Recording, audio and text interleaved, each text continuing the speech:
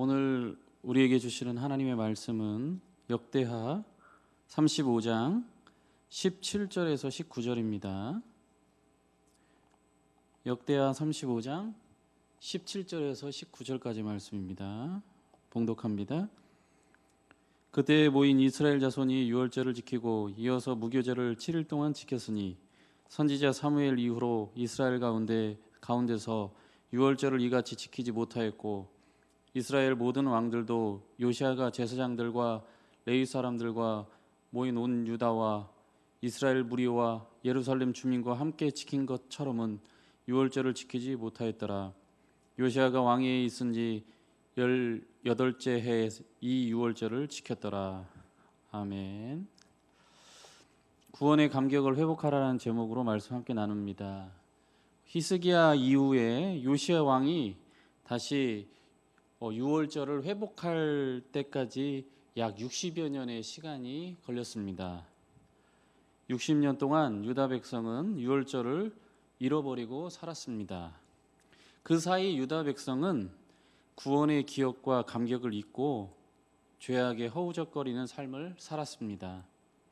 구원의 진리는 금고에 보관될 유물이 아니라 우리 삶에서 날마다 생생하게 선포되어야 할 선물임을 잊었기 때문입니다. 요시아 왕이 레위 사람에게 유월절을 지키도록 명령을 합니다. 요시아의 선언은 이제 언약궤를 성전에 모셔두고 옮기지 않겠다는 의지로 드러나게 됩니다. 이 시기에 언약궤에 관하여는 여러 견해가 있습니다. 그러나 우리는 이 명령이 종교개혁의 일환이었다는 점을 주목해야 하겠습니다. 요시아 이전의 두 왕은 매우 악한 왕이었습니다. 13대 왕인 히스기야 왕, 그 후에 므낫세 왕, 아몬 왕이 있었는데 그들의 통치 기간은 50년이 훌쩍 넘습니다. 그런데 이 두 왕은 하나님을 섬기지 않는 매우 악한 왕이었습니다.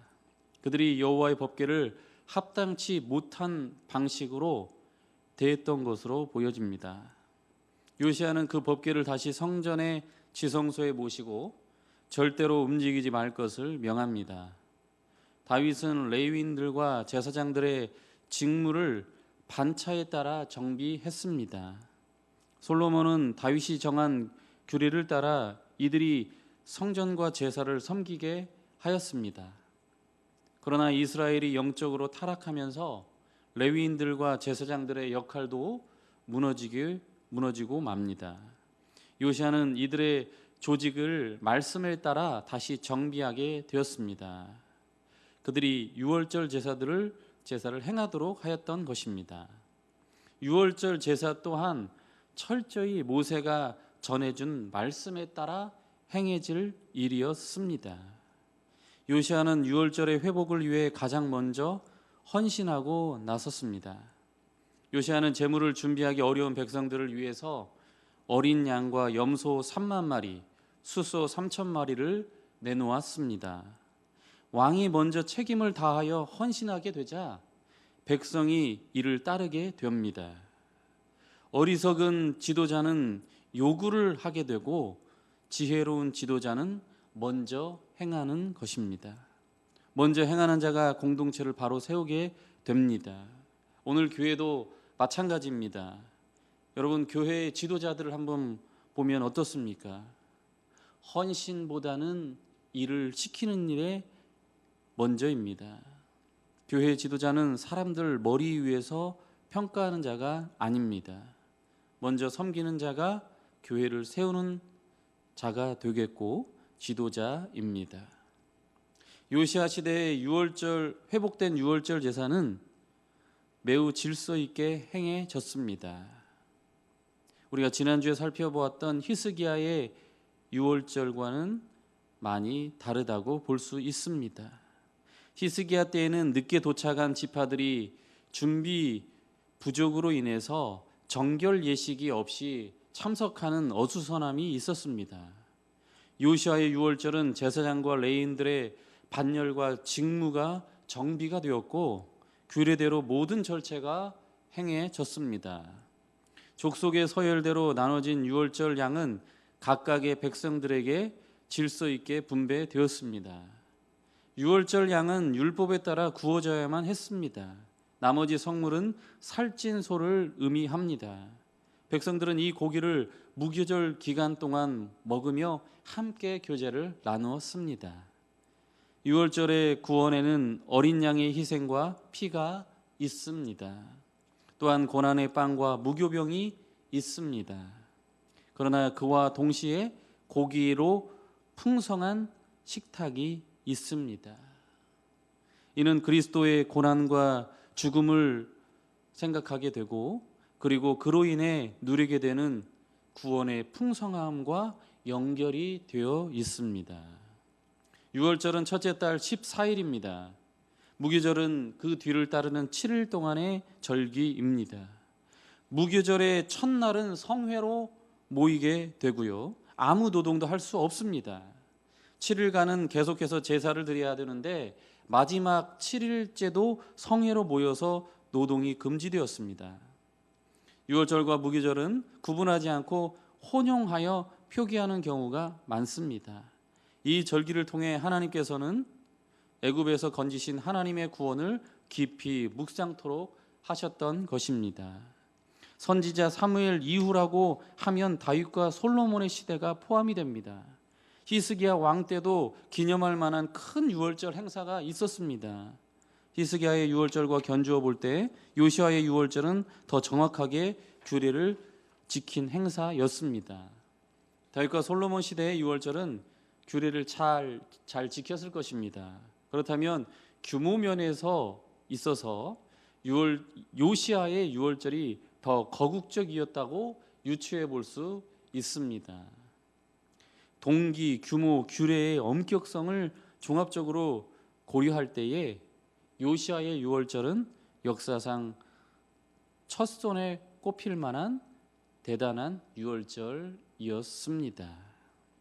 여러분, 오늘 우리가 보고 있는 이 말씀을 통해서 우리는 어떤 교훈과 메시지를 받을 수 있을까요? 먼저는 요시야 왕은 발견된 율법책이 가리키는 대로 유월절을 지켰다는 것이에요. 율법책의 발견과 이 전부터 추진해 오던 개혁은 유월절이 더욱 온전하게 해 주었습니다. 요시야 왕의 유월절은 말씀을 따라 준비된 유월절입니다.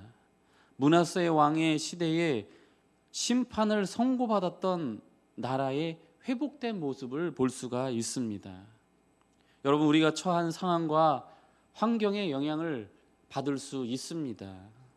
하지만 우리에게 하나님의 말씀의 기준을 가지고 이 어려움을 뛰어넘을 수 있는 청년들이 되시기를 바랍니다. 그리고 요시야 왕의 시대의 유월절은 사무엘 이후 그 같은 유월절이 지켜지지 아니하였다는 것입니다. 그렇게 평가될 정도로 온전한 행사로 평가되어집니다. 히스기야 시대에 드렸던 감동적인 유월절 준수와 비교를 할 때에 이번에는 시기를 연기하지도 않고 철저히 준비하여 드렸다는 점에서 유례가 없었습니다. 여러분, 준비에서부터 이미 유월절은 시작되고 있는 것이에요. 우리의 모든 예배와 행사가 이벤트로 끝나지 않기 위해서는 어떻게 해야 될까요? 그 이전과 그 이후를 연결해주는 서사가 필요하다는 것입니다. 그 중간에 있는 그 이야기가 필요하다는 것이에요. 살아온 삶의 한순간이, 그리고 앞으로 살아갈 삶의 한순간이 나타나기 위해서는 여러분, 지금 현재 우리가 어떻게 하나님을 예배하고 있는가가 정말로 중요하다는 것입니다. 여러분, 이게 바로 예배자의 서사입니다. 예배자는요, 서사가 필요해요. 이전에도 하나님을 예배하고 지금도 예배하고 그리고 나중에도 하나님을 예배하겠다는 이 이야기가 필요합니다. 여러분, 그래서 우리는 순간순간마다 드려지는 예배가 잘 준비되어서 온전히 준비되어서 마음에서부터 준비되고 정성으로 준비되어지고 우리의 행함으로 준비되어져서 드려져야 되는 것입니다. 마지막으로 지도자의 중요성을 일깨워줍니다. 먼저 솔선수범하는 왕을 통해서 많은 사람들이 희생을 하였습니다.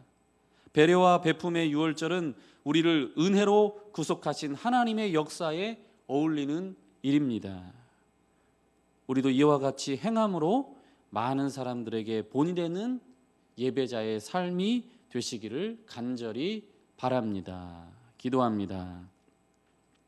사랑의 주님, 오늘의 말씀을 통하여 우리를 일깨워 주시고 깨닫게 하옵소서. 유월절을 정성스럽게 준비하여 지킨 것처럼 하나님이 우리와 함께 하시고 구속하시고 구원하신 은혜를 날마다 기억하며 기념하며 살아가는 예배자가 되게 하여 주옵소서. 본이 되는 예배자로 살아갈 때에 그리스도인의 좋은 향기가 나게 하시고 주님 영광 풍성하게 드러나게 하옵소서. 예수님의 이름으로 기도드립니다. 아멘.